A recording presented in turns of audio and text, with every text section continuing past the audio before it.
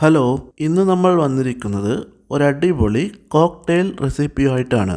വളരെ ടേസ്റ്റി ആയിട്ടുള്ള ഒരു കോക്ടെയിലാണിത്.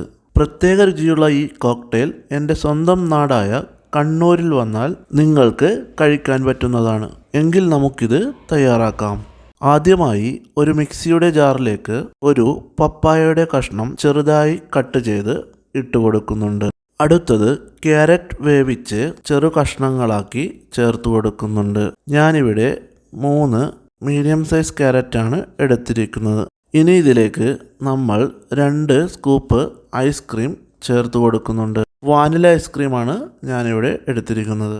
ഐസ്ക്രീം ചേർക്കുമ്പോൾ ഈ കോക്ടെയിലിന് ഒരു പ്രത്യേക സ്വാദ് ലഭിക്കുന്നുണ്ട്.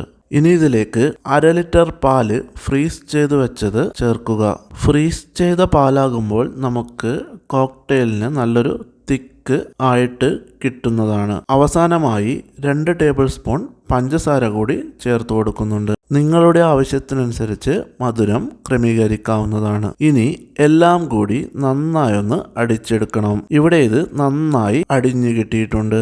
ഇതിപ്പോൾ നല്ലൊരു ക്രീമി പരുവത്തിലായിട്ടുണ്ട്. ഇനി ഇതിലേക്ക് നമ്മുടെ മെയിൻ ഇൻഗ്രീഡിയൻ്റ് ആയ കശുവണ്ടിയും കോൺഫ്ലേക്സും കറുത്ത ഉണക്കമുന്തിരിയും ചേർത്ത് ഉണ്ടാക്കിയ മിക്സ് ചേർത്ത് കൊടുക്കുക. ഇത് കൂടുതലായി ചേർത്താൽ ഈ കോക്ടെയിലിന് നല്ല സ്വാദാണ് കിട്ടുന്നത്.